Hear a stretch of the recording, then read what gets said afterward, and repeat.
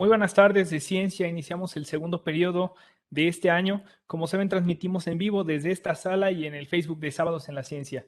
Les damos la bienvenida a Rodrigo López y Gladys Yáñez, de la Dirección General de Investigaciones.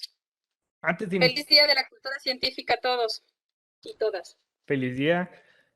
Antes de iniciar unas recomendaciones técnicas para ver y escuchar correctamente la charla, les sugerimos que mantengan apagadas sus cámaras, sus micrófonos.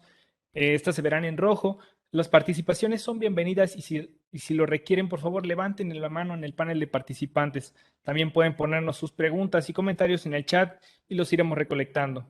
Entre la charla virtual y la sesión de preguntas, respuestas y comentarios, haremos una pausa de 5 minutos para la salud con el especialista del SciSub. Pueden prender sus cámaras para animarlos siguiendo la rutina. Les dejaremos en el chat la liga al programa completo del segundo periodo de charlas para que si gustan lo descarguen y agenden las charlas que más les despierte interés. Hoy platicaremos del fósforo, el próximo desabasto mundial, con el maestro Jacob Isaías Bañuelos Trejo de la Facultad de Ciencias Agrícolas de la Universidad Veracruzana. Jacob es académico de la Facultad de Ciencias Agrícolas, como ya mencionó Rodrigo, de nuestra universidad desde hace más de 10 años. Su trabajo se centra en las interacciones entre los microorganismos benéficos del suelo y las plantas. En los últimos años ha trabajado en el efecto de los biofertilizantes, en el efecto que los biofertilizantes tienen en la calidad de los nutrientes, rendimiento y expresión genética de las plantas. Estudió en la Universidad de Aarhus, no sé si se pronuncia así, en Dinamarca, y actualmente tiene un proyecto en la Fundación Bourlard para la agricultura sustentable. Jacob, bienvenido y gracias por el tiempo y tus conocimientos invertidos en esta charla. La sala es tuya, perdón. Bueno, pues muchas gracias. No sé si me están escuchando bien. Sí. ¿Se escucha bien? Sí, adelante. Hola. Bueno, muchas gracias. Y antes de empezar, me gustaría comentar que pues les agradezco mucho la participación, la oportunidad de poder participar. Y pues,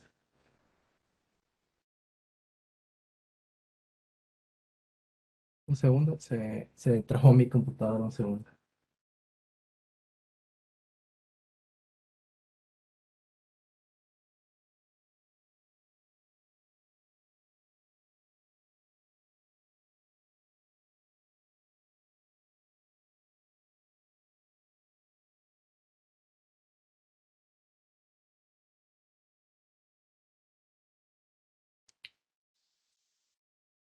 Un minutito nada más que responda a la computadora. ¿No saben cómo es esto? Voy a aprovechar esta pausa técnica para comentarles Muchas gracias. Ya se destrabó. ¿Ya? Bueno. Bueno, si ya sin más preámbulo, pues muy buenas tardes a todos. Les agradezco mucho su presencia y sobre todo quisiera agradecer tanto a Rodrigo como a Gladys por hacer estos espacios posibles y al increíble esfuerzo que realizan para la difusión y organización de este tipo de charlas que yo creo que creemos que son bastante didácticas y muy necesarias. Hoy les voy a platicar de algo que es interesante para mí, pero creo que a ustedes también les va a interesar. Posiblemente no sepan mucho acerca del tema, o es poco conocido, pero yo creo que nos compete a todos y les voy pues a mostrar por qué, por las razones.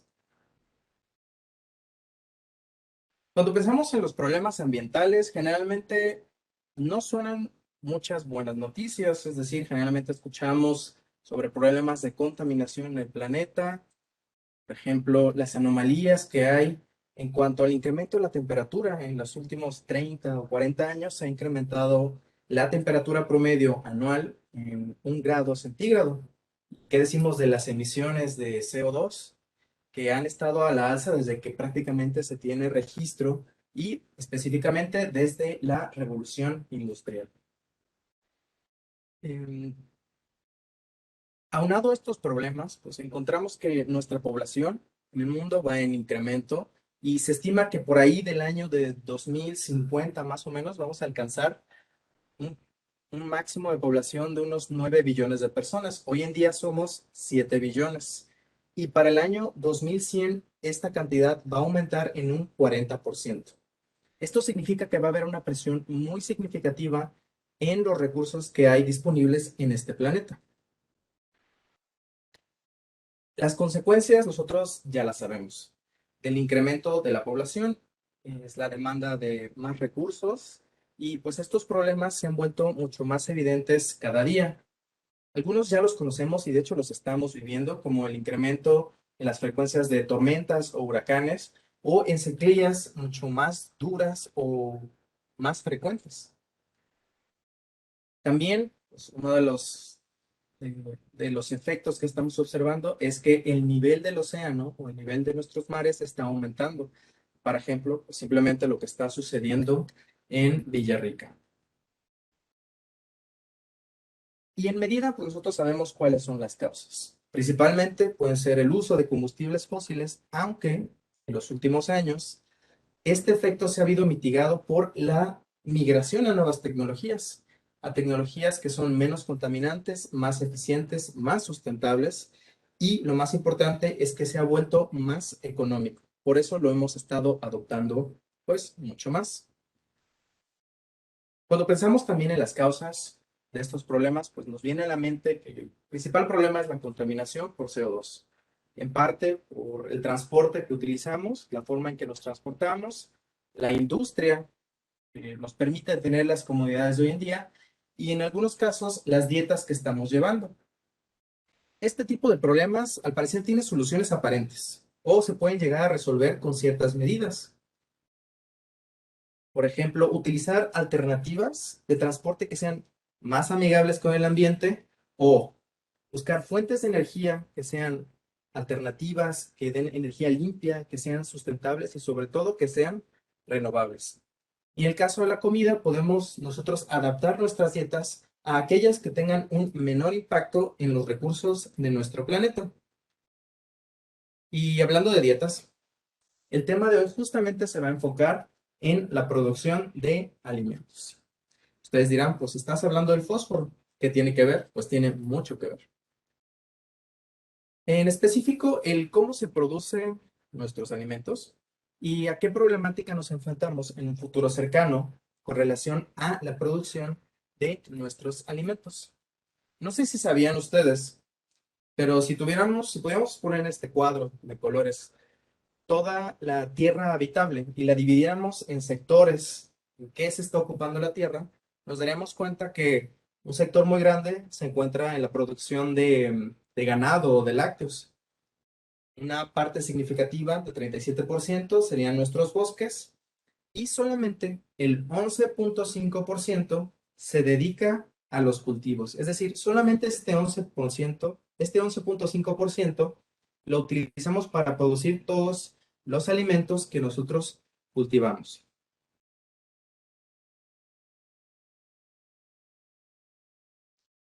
Nosotros debemos de tener una conciencia sobre la cantidad de tierra que nosotros tenemos disponible para utilizar, sobre todo aquella tierra arable, porque pues podríamos tal vez nosotros expandirnos y nuestra población va a expandirse, pero tenemos que tener muy en mente que los bosques y las selvas que están ocupando todo este terreno también son muy necesarios, sobre todo si queremos mitigar los problemas que estamos enfrentando con relación al cambio climático.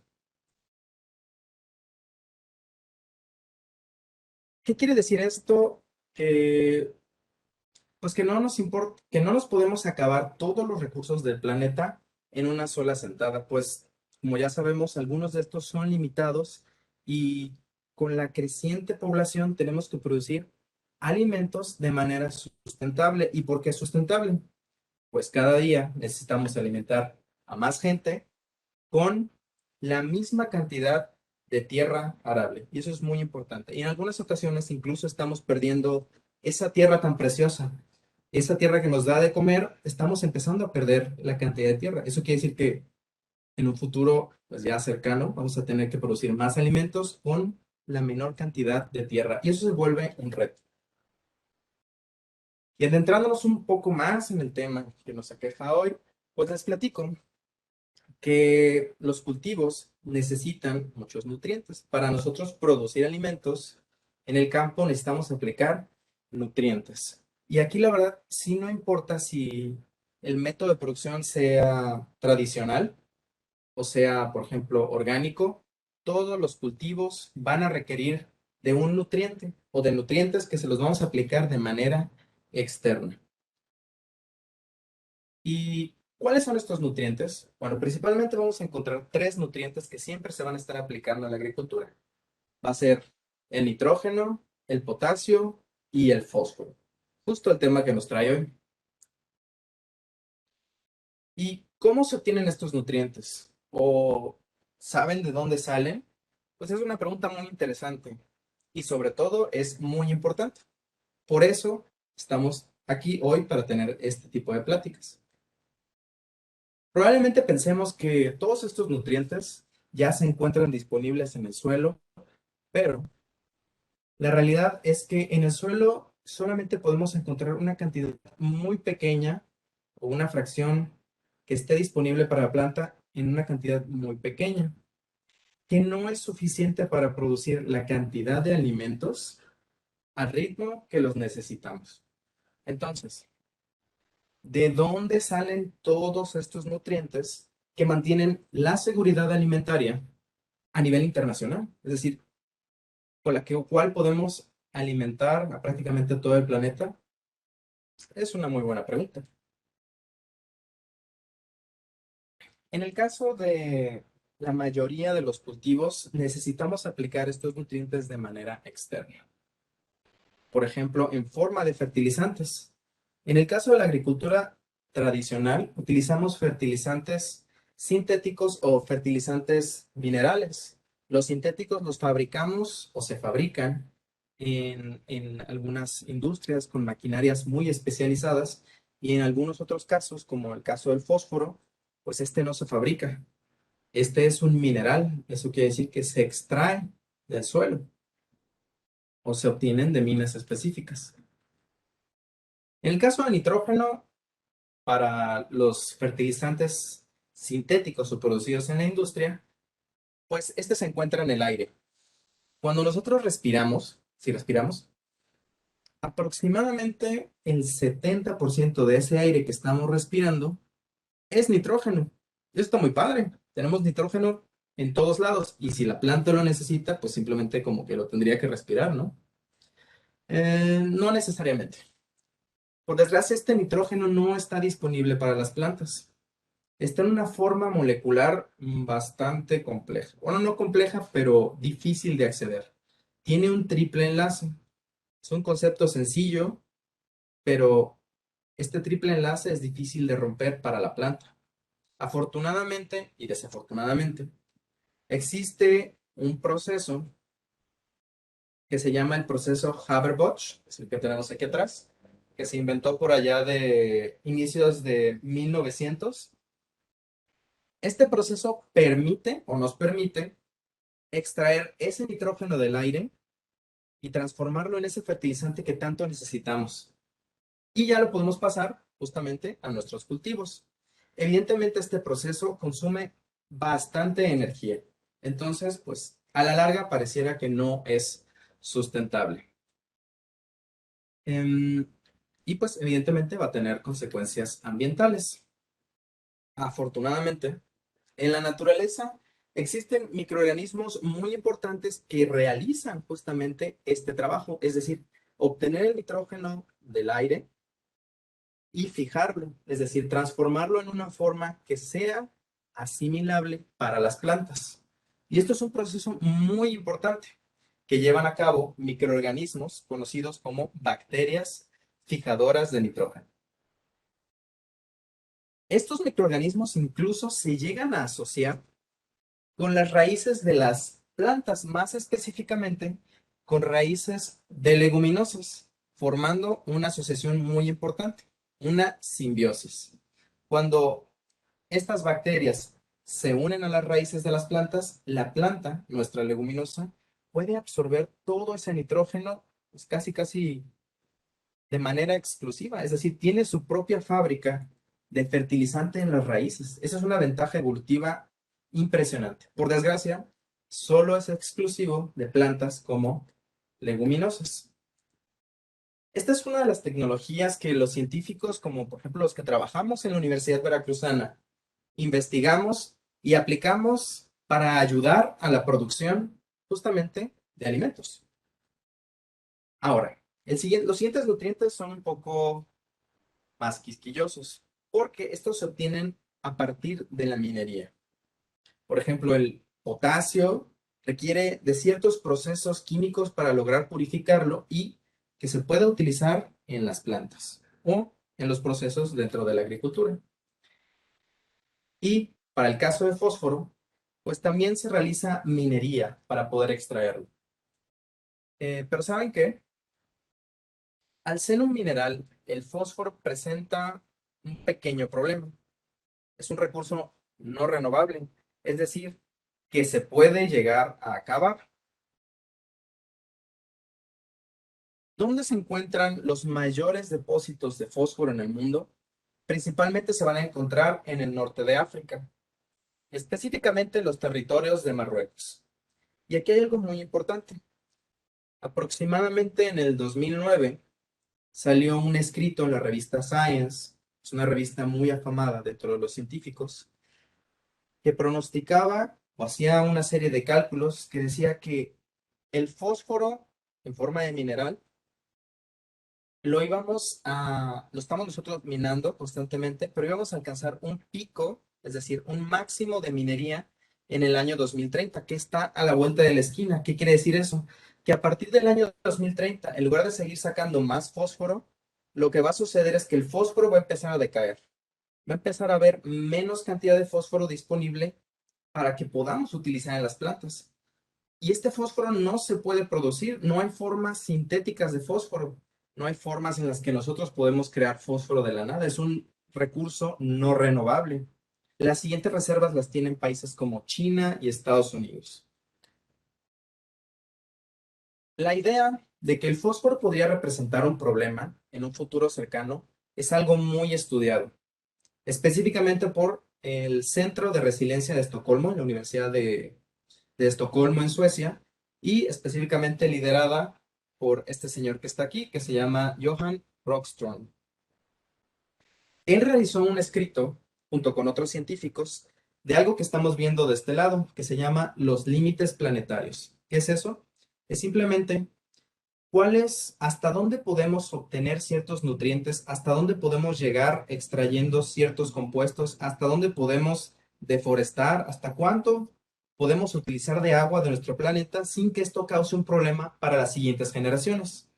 Si se dan cuenta, a pesar de que está en inglés, en la parte de aquí abajo ya estamos en rojo, en naranja, muy afuera del planeta con el ciclo del nitrógeno. Quiere decir que la cantidad de nitrógeno que estamos usando es más de la que está regresando a el ambiente.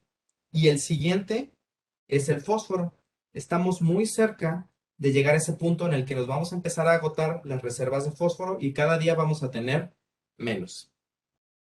Justamente si uno entra a la página del Centro de Resiliencia de Estocolmo, va a ver esta información actualizada año con año. Esto representa un problema de seguridad alimentaria mundial y a veces cuando vemos las noticias, pues vemos cambio climático, vemos incremento de CO2, pero yo la verdad no he escuchado mucho acerca del problema que vamos a tener con la cantidad de fósforo que nos queda para producir alimentos. Y pues ya se imaginarán lo importante que es el fósforo para la agricultura, pero he hablado mucho del fósforo, qué es y como para qué sirve. Si pensamos en cómo están compuestos los animales y nos pudiéramos dividir en concentración de ciertos elementos, pues nos daríamos cuenta que uno de los principales elementos que nos compone es el oxígeno, seguido del carbono, el hidrógeno, nitrógeno por ahí y solamente el 1% por aquí abajo es fósforo. Dice, bueno, es muy poquito, pero es muy importante. De hecho, en la secundaria nos lo enseñan como CHOM. Estos elementos son vitales para la vida en este planeta, pese a tener una proporción muy baja. El fósforo, si nos vamos a la tabla periódica, es el 15º elemento. Es un elemento bastante curioso, sobre todo cuando pensamos todo el rol que tiene en la vida de este planeta. Forma distintas moléculas y biomoléculas interesantes. Lo hace porque es un elemento muy reactivo, o sea que se asocia con varios elementos o casi cualquier elemento. Histórica y científicamente tiene una gran importancia, ya que fue el primer elemento aislado y descubierto por científicos modernos. De hecho, su descubridor fue Henning Brandt y eso obviamente le valió un premio.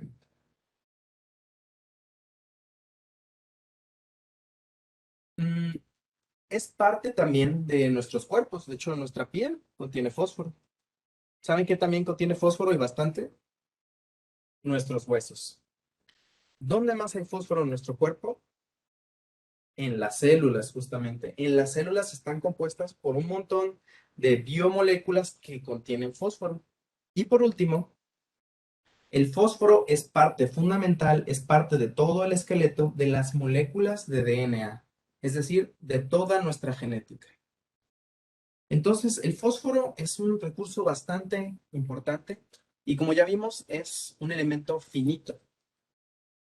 El fósforo es el único elemento que no involucra la atmósfera. ¿Qué quiero decir con esto? O sea, que no lo podemos encontrar tan fácilmente en la atmósfera como el nitrógeno que está en el aire. Y entonces, pues, ¿dónde está? ¿Dónde está este fósforo tan preciado que necesitamos que está tan escondido en nuestro planeta? Pues mucho de este se encuentra en la litosfera. ¿Y qué es la litosfera? Pues simplemente es un nombre muy elegante para decir la corteza terrestre, o sea, esta parte morada que encontramos en la parte de abajo. Aquí es donde hay fósforo inorgánico. Y cuando digo inorgánico, ese es el fósforo que utilizan las plantas. Ya sea agricultura orgánica o agricultura tradicional, todos usan el mismo tipo de fósforo. Este se encuentra en los lechos marinos o en las profundidades de los lagos que ya se secaron o donde se fueron acumulando durante muchos años este elemento. Es decir, ¿cómo llegó ese fósforo a ese lugar o a ese fondo y lecho marino? Pues es porque se precipitaron algunos organismos y sus cuerpos ricos en fósforo, como por ejemplo estos huesos que están aquí, se fueron acumulando y las rocas que estaban ahí se fueron haciendo ricas en fósforo. Y ningún otro organismo lo podía utilizar porque justamente estaban en el fondo del mar o en el fondo de un lago, donde ya los animales y las plantas ya no podían llegar. Por desgracia, pues no hay muchos de estos lugares en el planeta. Ya les mostré yo que pues, las principales reservas mundiales se encuentran en Marruecos. Eso le va a dar un poder geopolítico bastante fuerte a esta nación. Pasar de ser una nación africana, pues es de donde sacamos la mayor parte del fósforo que utilizamos para alimentar prácticamente al mundo.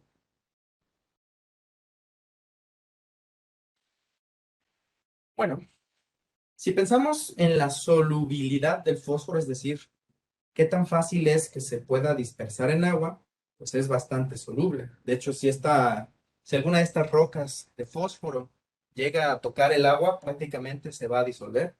Va a ser muy fácil que se disemine por todos lados. De hecho, esta es la forma en que las plantas pueden absorber el fósforo. Necesitan agua para que tenga cierta movilidad. Y pues, considerando eso un poco más, pues las plantas, a pesar de que el fósforo está ahí y hay agua y en teoría podría estar disponible, como les mencioné anteriormente, el fósforo es muy reactivo. Entonces puede reaccionar con varias cosas. No tan solo está ahí para esperar y ser absorbido por la planta, sino hay varios otros elementos, hay otras moléculas que están esperando agarrar ese fósforo. Y muchas veces ese fósforo pues no llega a las raíces de nuestras plantas. Como nosotros utilizamos el fósforo para fertilizar pues, y es soluble, pues lo solubilizamos en agua y lo regamos en nuestros cultivos. Pero como ese fósforo muchas veces no llega a la planta, algunas veces se infiltra en los ríos, en los mantos freáticos, y es muy probable que llegue al océano, donde si no se consume inmediatamente, ¿qué es lo que va a pasar? Como en la diapositiva anterior, pues se va a sedimentar en el lecho marino, formando de nuevo rocas de fósforo. El único inconveniente aquí, digo, ahí está el fósforo, sabemos que está ahí. El único inconveniente es que no va a ser tan fácil llegar a esas rocas de fósforo en el futuro. Vamos a necesitar mucho equipo especializado, lo cual va a incrementar el costo del fósforo y va a hacer que sea muy difícil acceder a este tan preciado mineral. De hecho, cuando se aplican, ya hablando en cosas de agronomía y en cuestiones de aplicación en las plantas, cuando nosotros aplicamos este fertilizante al suelo, específicamente a nuestros cultivos y a nuestras plantas, solamente el 10% de este fertilizante es absorbido por las plantas. ¿Qué pasa con el resto, con el 90% de lo que estamos, pues, utilizando?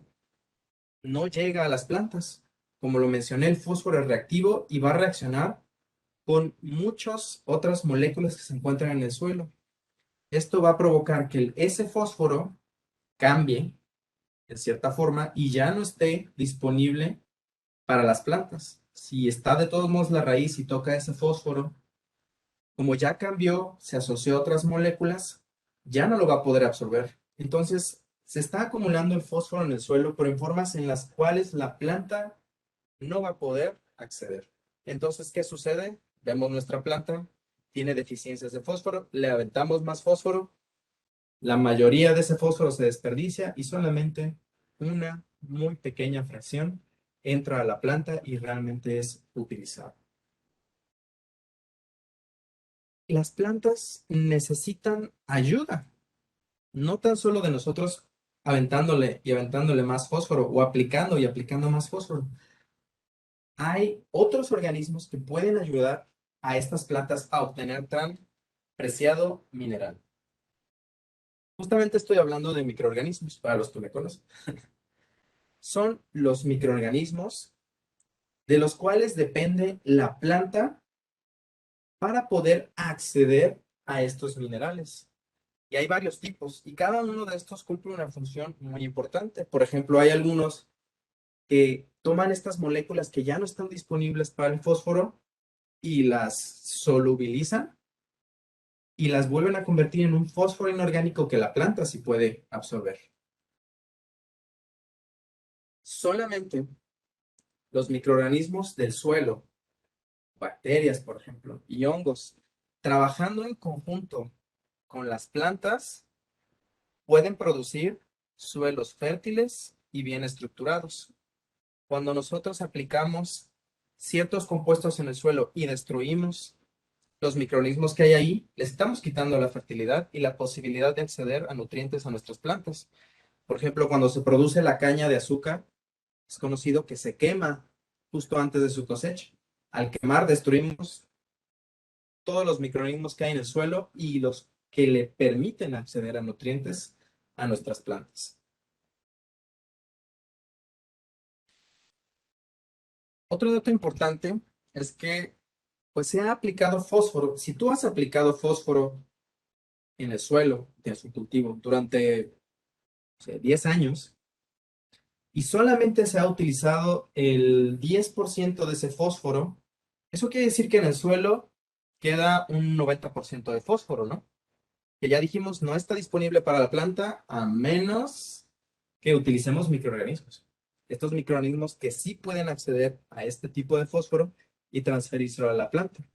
Entonces, haciendo un poquito de cuentas, si en 10 años yo apliqué fósforo y solamente se gastó el 10, tengo yo todavía 90 años de fósforo en el suelo. Es decir, ya no tendría yo que aplicar más porque hay fósforo en el suelo, simplemente está atrapado. Hay que liberarlo y hay que llamar a alguien para que lo libere. Justamente son los microorganismos los que van a hacer este trabajo.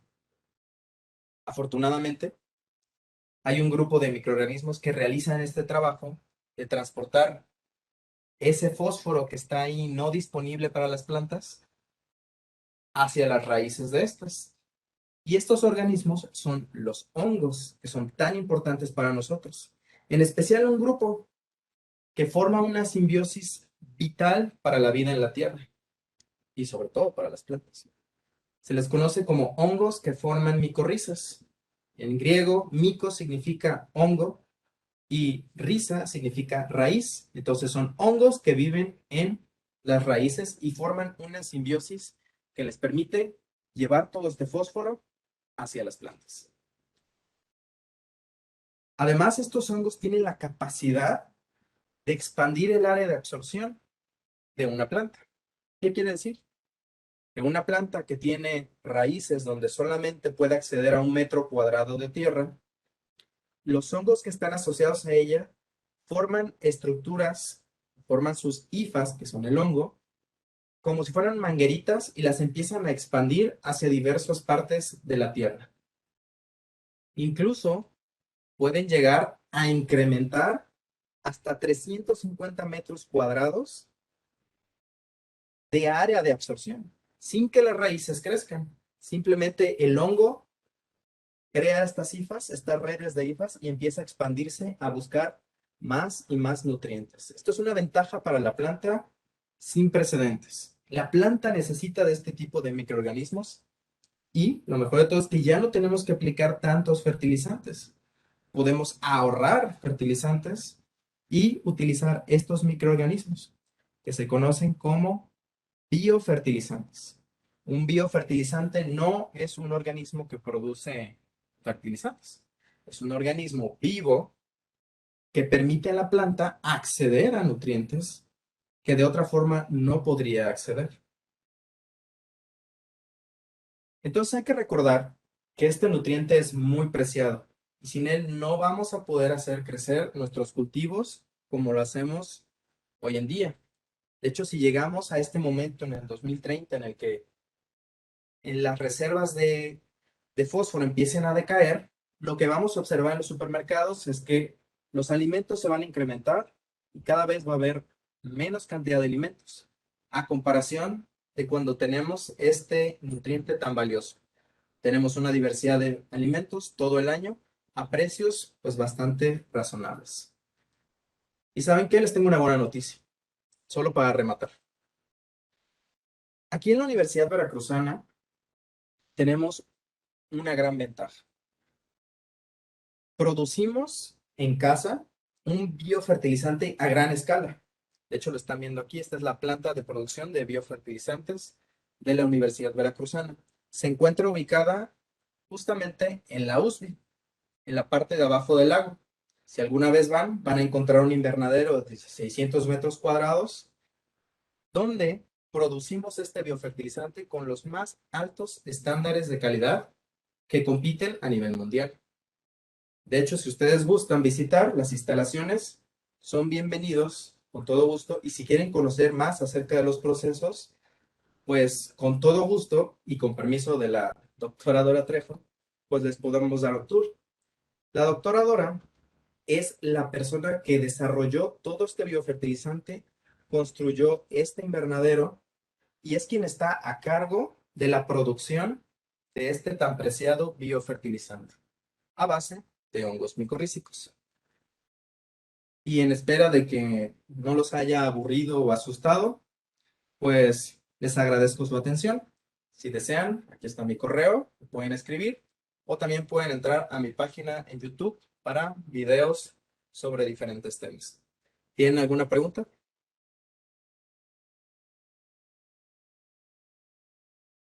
Muchísimas gracias, Jacob, por tu charla. Antes de entrar a la sección de preguntas y respuestas y comentarios, vamos a hacer una pausa para la salud de 5 minutos a cargo de José Ramón Cortés Martínez, educador de salud del SAISUB. Así que les invitamos, por favor, que participen desde sus casas. Es un buen ejercicio, quitamos el sedentarismo. Y bueno, te damos chance, Ronnie, por favor, si puedes. Jacob, si pudieras dejar de compartir un momentito para que nos pueda habilitar Ronnie la cámara.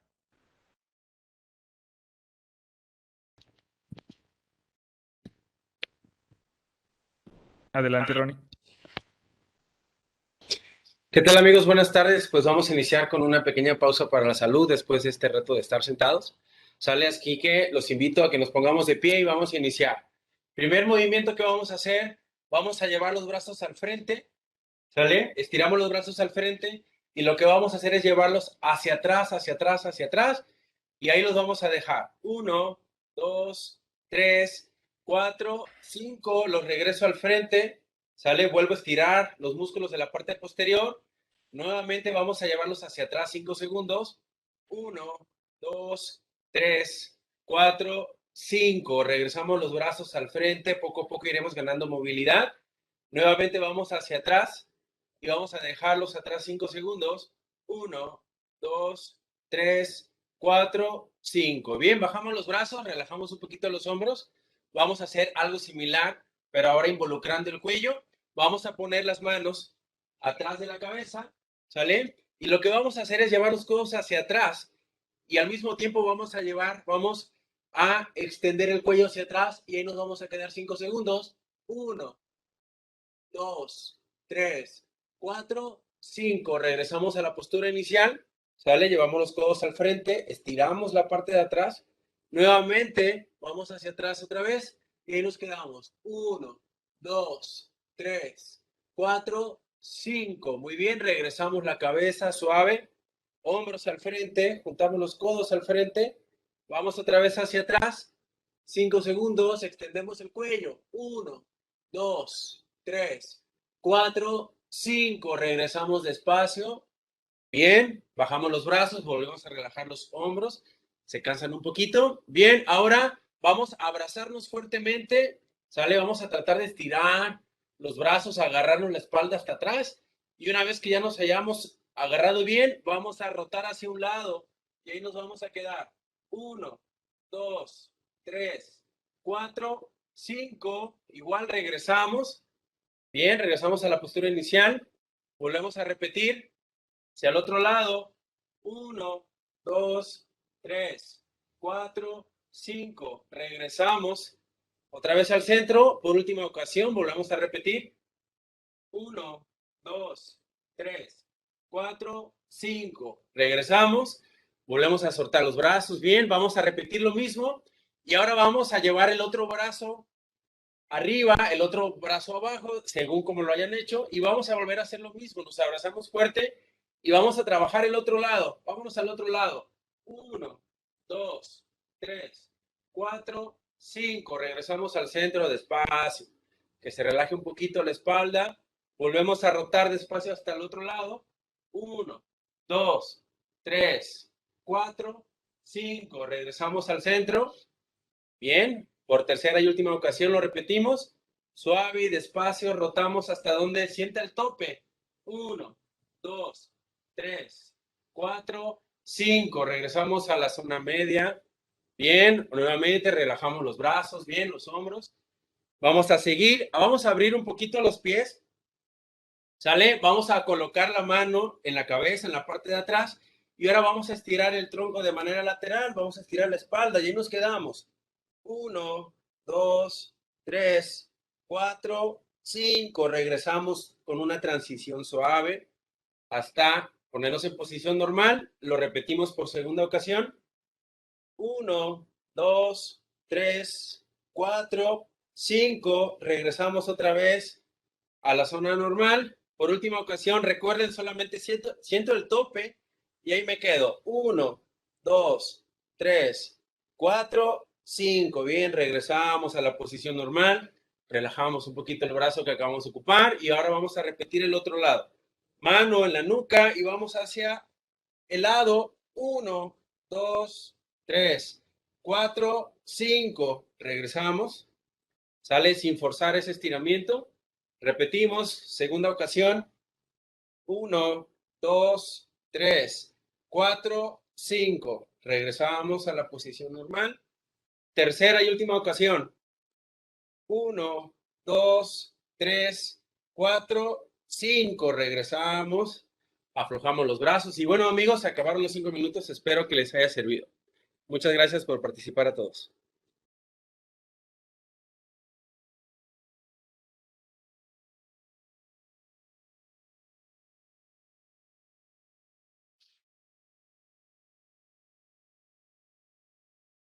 Bueno, si tienen preguntas para el ponente, pueden comentárnoslas ahora.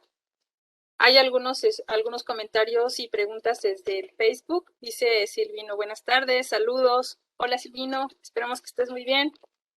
Yahaya Baeza nos comenta, excelente presentación. Claudia Bravo Álvarez García nos dice, gracias por compartir sus conocimientos, éxito siempre. Y Silvino nos comenta nuevamente, muchas gracias por su interesante plática. También nos comenta Sara, muchas gracias, me perdí. ¿A dónde se va el fósforo?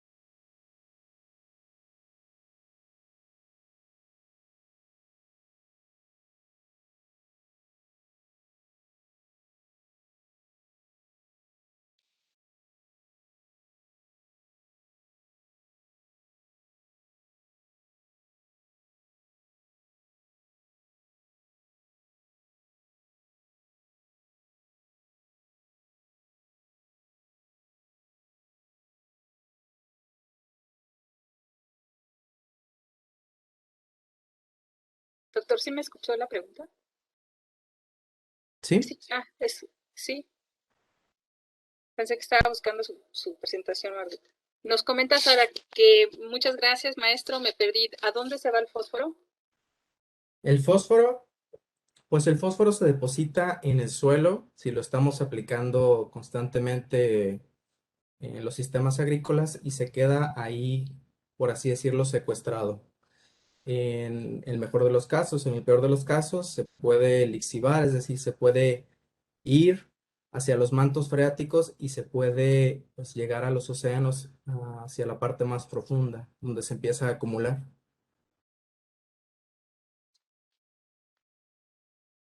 Bien, Donají Anaí nos comenta, ¿defienden las micorrizas a mis plantas de plagas o enfermedades? Sí, de hecho, esta es solamente una de las cualidades que tiene el utilizar biofertilizantes, como el caso de hongos micorrízicos. Los hongos micorrízicos, además de proporcionar fósforo, pueden proteger a las plantas de ciertas enfermedades, de ciertos patógenos, incluso de herbivoría de ciertos insectos. Tiene también la capacidad de reducir el consumo de ciertos nutrientes, como ya vimos, y también el soportar estrés ambiental como la falta de agua o calores o condiciones extremas. Tiene toda una variedad de beneficios utilizarlo, aunque no es la panacea, es decir, no es un producto mágico, sí se puede utilizar para ciertos casos. Lo importante es saber o estar bien asesorado de en qué momentos los podemos utilizar y para qué si nos pueden servir. Por ejemplo, si yo tengo un suelo que ya tiene mucho fósforo, pues el hongo realmente no me va a servir mucho. O que son ricos en fósforo, por ejemplo, y que son disponibles para la planta. Entonces, ahí no se recomiendan utilizar hongos. Pero en casos en los que el fósforo, pues, no está presente en el suelo, pues sí se recomienda. Como tú dices, se puede utilizar para tratar disminuir el efecto que puede tener una plaga en una planta. No es un agente de biocontrol, pero sí ayuda a disminuir el efecto negativo que puede tener esta plaga. Gracias. Eliseo López Hernández desde la sala nos comenta, sería bueno que pudiera comentar un poco más sobre el fósforo que se produce en la Universidad Veracruzana, en la USB. En la USB no se produce fósforo, lo que se produce o lo que se fabrica es un biofertilizante. Voy a ver si me puedo regresar. Aquí se produce un biofertilizante que tiene más de 15 años de investigación y como lo mencioné, un biofertilizante no produce fertilizantes, simplemente permite a la planta acceder a ellos a través de una conexión o de una simbiosis entre un hongo y una planta, o entre una bacteria y una planta. Esta simbiosis le va a permitir a la planta acceder al fósforo que ya está en el suelo. Estos microorganismos vivos no producen nutrientes, simplemente le permiten a la planta acceder a ellos de una manera mucho más sencilla. Muy bien. Jimena Kareni nos dice, mi nombre es Jimena, tengo 6 años y me gustó mucho la presentación. Me ayudó a entender más sobre la contaminación y las plantas. Gracias, Jimena. Me da mucho gusto que te haya gustado la presentación. Vamos a revisar si tenemos más charlas, más preguntas en Facebook. Dice desde el Facebook Ángel Antonio Paredes, excelente presentación, gracias. Desde Webex, Elianora Aquino Bolaños nos dice, muy ilustrativa la presentación, gracias. ¿Qué efecto tiene el fósforo en la calidad de los productos hortofrutícolas? ¿Frutícolas? ¿O cómo es la palabra? Ajá, como de hortalizas y frutas. El efecto que tiene el fósforo, pues como lo comenté, el fósforo es necesario para el desarrollo integral de las plantas. Como forma parte de los tejidos, pues lo requiere específicamente, lo requiere más durante las etapas de producción de flores, por ejemplo, o en la producción de frutos, porque la planta empieza a generar más células, es decir, está creciendo más, y requiere de nutrientes básicos como en el caso de fósforo, de nitrógeno y de potasio. Muchas gracias. Saludos a nuestra compañera investigadora del Instituto de Ciencias Básicas, Nora Aquino, que nos acompaña. Dona Gian ahí nos comenta, ¿cuánto tiempo dura una micorriza en el suelo? Esa es muy buena pregunta, Donají, y qué bueno que la haces. Los hongos micorrízicos son organismos vivos. Entonces, si el suelo mantiene ciertas condiciones, los hongos pueden durar años. Lo bueno de mantener los suelos es que las redes de estos hongos empiezan a crecer, así como si fuera una red de internet. Empiezan a conectarse entre ellos y permiten generar una supercarretera de transmisión de nutrientes y de señales entre hongos y plantas. Entonces, estos hongos realmente pueden seguirse reproduciendo en el suelo y van a estar ahí permanentemente a menos que los degrademos, los suelos, los quememos, como en el caso de la caña, o realicemos prácticas agrícolas que dañen o perjudiquen nuestros suelos, como por ejemplo aplicar mucho fósforo al suelo también daña la presencia de estos microorganismos tan vitales. Gracias. Nos dice Carlos Hernández López desde la sala Webex. Buenas tardes. ¿Es posible aprovechar el fósforo de fuentes orgánicas, por ejemplo, de huesos de origen animal? Sí, de hecho, en la antigüedad se utilizaban huesos de animales para fertilizar los campos.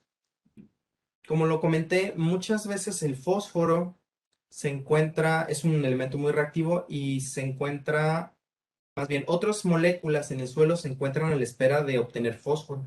Entonces, este fósforo puede ser atrapado por otros organismos o puede ser atrapado por otras moléculas y no llegar a estar disponibles. Pero en el caso de huesos triturados, es una de las alternativas que se ha utilizado para fertilizar nuestros suelos, aunque el acceso a este tipo de osamentas puede llegar a ser complicado. También hay que considerar las concentraciones de fósforo en este tipo de aplicaciones, en los huesos, por ejemplo. Si no sabemos muy bien cuáles son las concentraciones, podríamos estar sobrefertilizando o subfertilizando, es decir, poniendo muy poco fósforo o mucho fósforo. Ese sería el único inconveniente, pero sí es una alternativa que se ha utilizado durante muchos años. Muchas gracias. Desde Facebook, Roberto Hernández nos dice, muchas gracias por la presentación. Mi pregunta, ¿la micorriza absorbe solo el fósforo? ¿Y qué pasa con el potasio? De hecho, también es muy buena pregunta. Ayuda a transportar no solo el fósforo, principalmente el fósforo, pero también se tienen registros de transporte, por ejemplo, de formas de nitrógeno. No fija nitrógeno, no fija fósforo, pero sí transporta ciertos nutrientes que están disponibles en menor medida. Porque lo que hace, como comenté, forma estas redes de micelio, es decir, como tuberías de estos hongos que se expanden por la tierra, encuentran estos lugares que tienen fuentes de nutrientes y se las llevan a la planta. Es como si la raíz tuviera una extensión de su propio bracito. Principalmente lo que va a hacer es transportar fósforo, pero también puede transportar otros nutrientes como distintas formas de nitrógeno o incluso puede llegar a transportar agua. En el caso de potasio no estoy ahorita muy seguro. Muchas gracias. Desde la sala, Wendy nos dice, muchas felicidades por la charla. Desde tu punto de vista, ¿cuál es el principal reto al que se enfrentan los biofertilizantes para ser usados por los agricultores?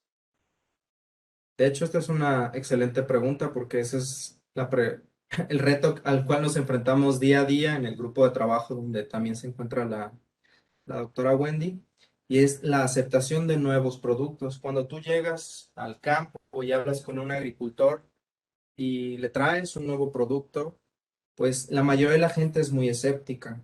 ¿Por qué? Porque tienen una forma de hacer las cosas y les funciona. Dicen, pues si yo aplico este costal, como lo ha aplicado mi papá o como siempre lo he aplicado yo, siempre voy a obtener el mismo resultado. En cambio, usted llega y me trae un producto que puede ser, pues, nuevo, desconocido, el cual nunca he probado, pues yo voy a ser un poco cauteloso al utilizarlo. Entonces, el poder de convencimiento es complejo. Afortunadamente, en la Facultad de Ciencias Agrícolas tenemos la fortuna de contar con estudiantes que trabajan con sus papás en el campo y son ellos, los jóvenes, los que le llevan estas nuevas tecnologías, los que llegan a convencer a sus papás o a sus familiares de implementarlas y es donde empezamos a ver los resultados. Otra de las problemáticas a las cuales nos enfrentamos es que este biofertilizante que producimos en la Universidad Veracruzana provienen los hongos de la región de aquí de Veracruz. Otros biofertilizantes que se encuentran en el mercado provienen de países como Cuba, por ejemplo, o como Estados Unidos, y muchas veces no contienen ciertos controles de calidad que se tienen aquí en México, o pueden incluso traer microorganismos ajenos al país que pueden causar una contaminación. Entonces es por un lado, convencer o tratar de demostrar a la gente que existen estas alternativas y por otro lado, también tratar de platicar con la gente, de tratar de consumir este tipo de productos, pero que sean producidos en su localidad o en su región, tratando de evitar meter o introducir organismos foráneos a nuestro país. Muchas gracias. Desde el Facebook, Araceli Lee nos pregunta, ¿en qué etapa fenológica de la planta es adecuado aplicar micorrizas? Creo que esta pregunta es muy común y agradezco que la hayas hecho. Se recomienda cuando la planta apenas está germinando, quiere decir que apenas está formando su raíz, o en la etapa de trasplante. Por ejemplo, si tenemos plantas en semillero y las vamos a trasplantar a campo, ese es el momento adecuado o ideal para inocular o para colocar este tipo de biofertilizantes como los hongos micorrízicos. ¿Por qué? Porque si los aplicamos más adelante, cuando ya están establecidas las parcelas o los cultivos, las raíces empiezan a engrosarse más. Es más difícil para el hongo que penetre en la raíz y forme esta asociación. Además de que en el suelo, de manera natural, ya hay otros organismos que están ocupando ese espacio en la raíz. Entonces el hongo tendría que pelear contra estos organismos y contra las barreras naturales de la raíz para poder ingresar. En cambio, cuando apenas es una pequeña plantulita o apenas se va a trasplantar, no trae ningún microorganismo, las raíces son más delgadas y el hongo puede establecer o puede tener esta ventaja para establecer la simbiosis de manera adecuada. Muchas gracias. Desde la sala, Abril Cisneros nos dice, muchas felicidades y gracias por la charla. También desde la sala, Rosario Medel nos comenta, hola Jacob, muy bonita tu charla. Pregunta, ¿el biofertilizante que se produce en la UV sirve para cualquier cultivo? Gracias, doctora, y saludos. Es una muy buena pregunta, como siempre. Es una pregunta compleja, porque, como les mencioné antes, no es la panacea. Nosotros tenemos que ir, o el agrónomo o el asesor tiene que conocer las circunstancias en las que se encuentran las plantas para poder sugerir si se utiliza o no. Además, no todas las plantas pueden formar asociación simbiótica con los hongos. ¿Qué significa? Alrededor del 80% de las plantas terrestres forman asociación con micorrizas, con hongos micorrízicos, pero el 20% restante no lo hacen. Un ejemplo claro, por ejemplo, son las brasicáceas. Por ejemplo, el brócoli no forma el brócoli asociación simbiótica con hongos micorrízicos. Sin embargo, esto no significa que no vaya a haber una cierta interacción. De hecho, es justamente lo que estamos investigando en el laboratorio. Si la aplicación de estos biofertilizantes en plantas que no forman la asociación, tiene un cierto efecto solamente por el simple hecho de estar interactuando con otros microorganismos del suelo. Pero respondiendo a la pregunta, solamente se puede utilizar en un 80% de las plantas que conocemos. Muchas gracias. Tenemos otra pregunta. Me gusta el tema de los fertilizantes. ¿Qué carrera debo tomar si quiero dedicarme a estudiar el fósforo? Pues hay varias carreras, de hecho, que puedes utilizar, puedes estudiar. Depende el área en la que te quieres enfocar. Inicialmente podría ser agronomía, porque vas a trabajar directamente en el campo. También puedes estudiar biología. Yo soy biólogo de profesión.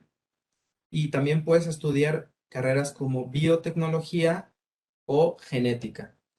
¿Por qué digo genética? Porque hoy se están utilizando más los análisis genéticos para entender cómo las plantas están absorbiendo el fósforo. Es decir, las células de nuestras plantas tienen ciertos canales que son transportadores. Es importante conocer qué transportadores son a nivel molecular y cuándo se prenden y cuándo se apagan.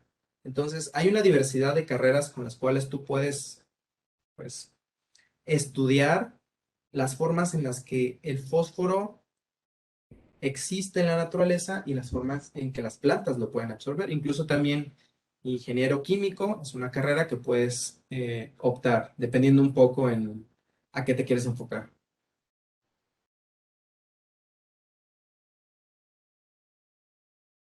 Muy bien. Tenemos un comentario de Cintia Marín. Cintia Marín dice, muy interesante plática, muy entendible y didáctica. Muchas felicidades. Con respecto a los fertilizantes químicos que pueden llegar a causar eutrofización por exceso de nitratos y fosfatos en los mantos acuíferos, ¿usted recomendó el uso de biofertilizantes ante esta problemática o existe alguna posibilidad de que se siga acumulando los nitratos y los fosfatos aunque se utilicen las micorrizas? Otra Sí, pregunta, bueno, si quieren primero esta y luego la otra. sí. De hecho, no están peleados. También es una pregunta muy recurrente. Si utilizo biofertilizantes, ¿no puedo utilizar fertilizantes sintéticos? De hecho, si es un suelo que no tiene nutrientes, pues si aplicas el biofertilizante como hongos micorrízicos, el hongo no va a tener acceso al fósforo porque no hay en el suelo, hay que aplicarlo. Si ya hay fósforo en el suelo, entonces sí se puede aplicar. Si hay en exceso, pues posiblemente el hongo micorrízico ya no va a funcionar. Se tiene que evaluar todas las posibilidades, no están peleados, simplemente tenemos que saber, es un balance, tenemos que saber cuándo se puede aplicar, en qué cantidades. Y me estoy refiriendo al fertilizante sintético. Tenemos que aplicarlo en cantidades mucho menores donde se necesite en conjunto con biofertilizantes para que, en lugar de que se desperdicie el 90% del fertilizante, prácticamente todo puede ser utilizado por los hongos micorrízicos y pueda ser transportado hacia las plantas. ¿Y la otra pregunta, perdón? Dice, ¿las micorrizas tendrían alguna competencia con estos fertilizantes químicos en el caso de utilizar ambos? También he sabido que no se recomienda hacer pruebas antes de seleccionar algún fertilizante. ¿O podemos aplicar las micorrizas aún sin pruebas previas? Muchas gracias, mucho éxito. Se recomienda realizar pruebas, es decir, análisis de suelo para saber las concentraciones que tenemos de fósforo, aunque podrías también ver el historial de fertilización en tu predio para tomar decisión de si utilizar el biofertilizante o no. Y repito, no están peleados los fertilizantes y los biofertilizantes, de hecho son complementos. A mí me gusta decir que en la agricultura o en la producción de alimentos, nosotros tenemos una caja de herramientas muy vasta que incluye la agricultura orgánica, que incluye la biotecnología, que incluye los biofertilizantes, que incluye los organismos genéticamente modificados, que incluye la maquinaria y la tecnología. Es toda una canasta de herramientas que tenemos. No están ni bien ni mal. Simplemente hay que utilizarlas de acuerdo a las necesidades de nuestro campo. Si no hay nutrientes en nuestro predio, hay que ponerlos, hay que utilizar fertilizantes. Si en donde tenemos nuestro predio hay una plaga y no la podemos controlar con ningún agroquímico, pues hay plantas que están mejoradas genéticamente para resistir ese tipo de plagas y no utilizar ningún agroquímico. Todo depende de cuál es la necesidad que tiene nuestro cultivo. Es una caja de herramientas y nosotros tenemos a disposición, que nosotros tenemos a disposición y tenemos que saber qué es lo que vamos a utilizar. Muchas gracias. Desde el Facebook, Ricardo Bedoya nos comenta, gracias por la presentación. Mi pregunta es, ¿hay un efecto al trasplantar una planta que tiene asociación con hongos micorrízicos a un suelo con patógenos agresivos? De hecho, sí, hay experimentos. De hecho, la doctora Dora Trejo ha hecho experimentos muy interesantes en el sur del estado, específicamente en en cultivos de piña, que han sido atacados o están infestados los suelos de nemátodos. Los nemátodos son gusanitos que se comen las raíces de de las piñas. Entonces, con el puro aire, las piñas se caen, no tienen casi raíz. Al momento en que se aplicaron los hongos micorrízicos, la doctora observó que estaba, por así decirlo, sustituyendo el sistema de raíces, los hongos que estaban formando estas redes internas. Las piñas ya se podían sostener y podían acceder a los nutrientes a pesar de que hubiera patógenos como estos nematodos que destruían las raíces. Entonces, sí se puede aplicar, de hecho, sí lo recomendamos como una ayuda extra para los cultivos cuando se enfrentan a este tipo de problemas. Muchas gracias. Tenemos una última pregunta que dice Sara, ¿las raíces de los hongos hasta dónde pueden llegar? Bueno, de los hongos micorrízicos.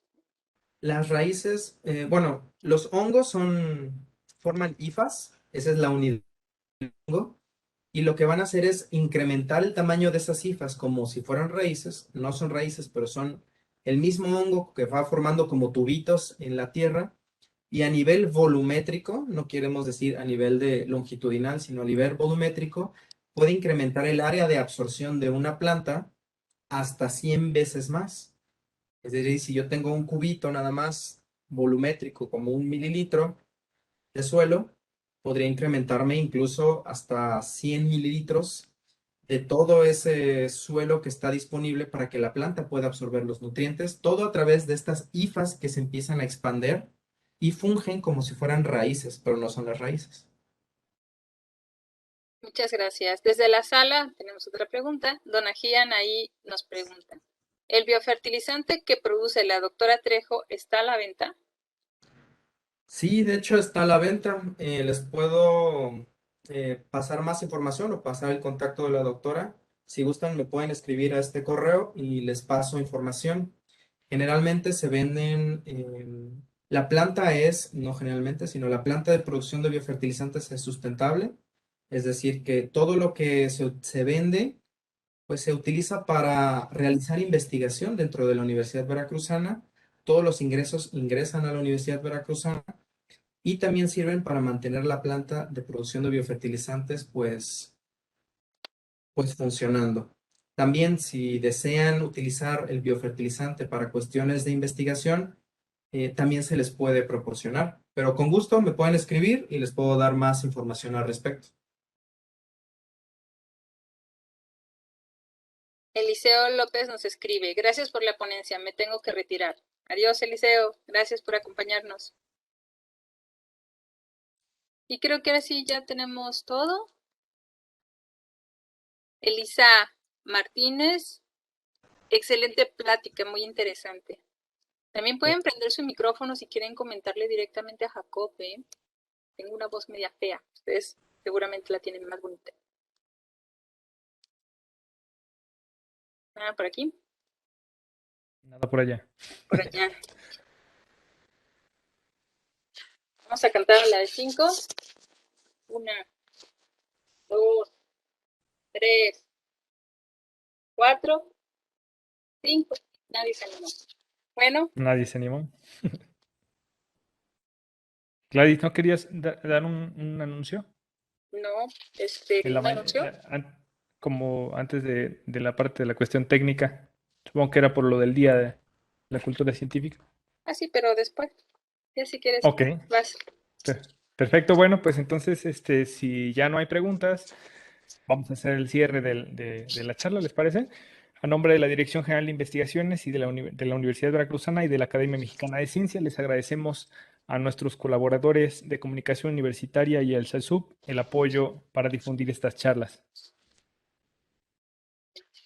Les esperamos el día martes 5 de octubre con la charla Plantaciones forestales, desiertos verdes o refugios de biodiversidad, que nos compartirá la maestra Yajaira Baeza Guzmán de la Facultad de Ciencias Agrícolas de la Universidad Veracruzana. También les invitamos a dar un paseo por los mensajes que nuestros colaboradores y colaboradoras nos han compartido para celebrar el Día de la Cultura Científica, que es hoy. Y eso es todo, Jacob. El cierre es tuyo. Muchas gracias. Pues muchas gracias. Les agradezco de nuevo a Rodrigo y a Gladys por el enorme esfuerzo de organizar todo esto. Creo que lo necesitamos bastante para difundir no solo lo que se hace en la Universidad Veracruzana, sino temas de interés y pues de manera muy didáctica. Los esperamos en la próxima plática. Hasta luego.